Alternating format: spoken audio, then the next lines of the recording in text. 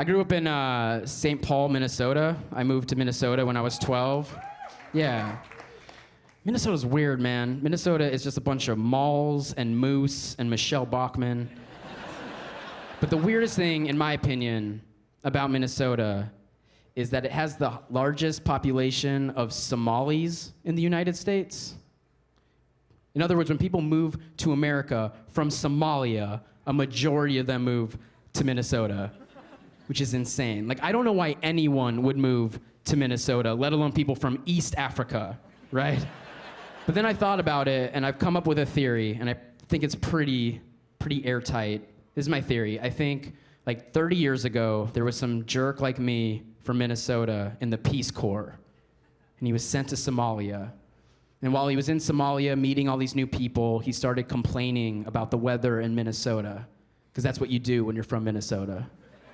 But everything he said to them sounded like a magical paradise, right? He was like, man, I really like it here in Somalia. It's nice because it's a dry heat. It's dry heat, it's tolerable. Because where I'm from, Minnesota, the summers are unbearable because the air is so wet and sticky because of all the lakes. You know? Excuse me? What's a lake? You haven't seen a lake? Okay, a lake is, you have to imagine a huge, deep hole in the ground that's filled to the top with fresh water and fish and clams, so food. Fresh water and food, okay? So close your eyes, picture one of those. Now picture 10,000 of those. Everywhere you go, there's a lake. I come from the land of lakes, okay? And it's awful because it makes the air very humid. Humid? I don't know, I'm not a scientist. It means there's like fresh water in the air or something and it gets all over your skin. It sucks. But it's not even the worst part. The worst part about Minnesota is that like 8 months out of the year, it's snowing and the snow just piles up everywhere and there's nothing, huh? Oh, right, you've never seen snow. Well, that's easy. Snow is, again, fresh water that falls from the sky in edible flakes and they just get everywhere and there's nothing you can do. Really, the only thing you can do with snow is you throw salt on it. Yeah, salt. You throw food on it so the water flakes disappear. What's that? Do you eat snow? No? You don't eat snow.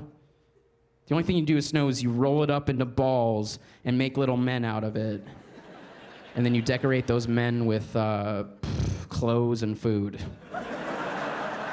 Yeah. Excuse me? No, you don't eat snowmen. That's what I'm trying to tell you. It's too cold outside to eat anything. Cold's kind of abstract, actually. Cold, it's like Mother Nature has a huge air conditioner that just will not... That's my fault. That's my bad.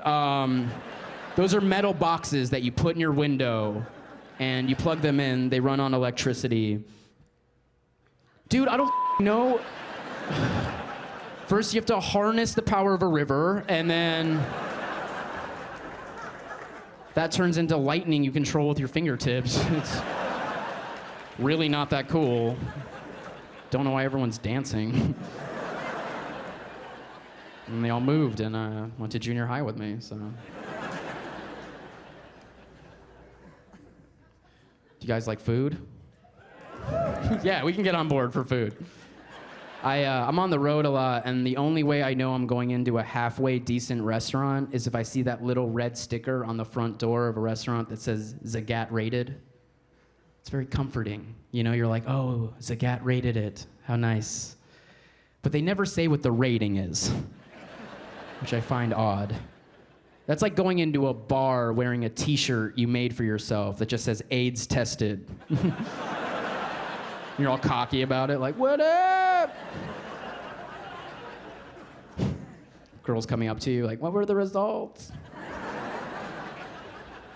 You're all like, results don't matter. It's just an honor being tested.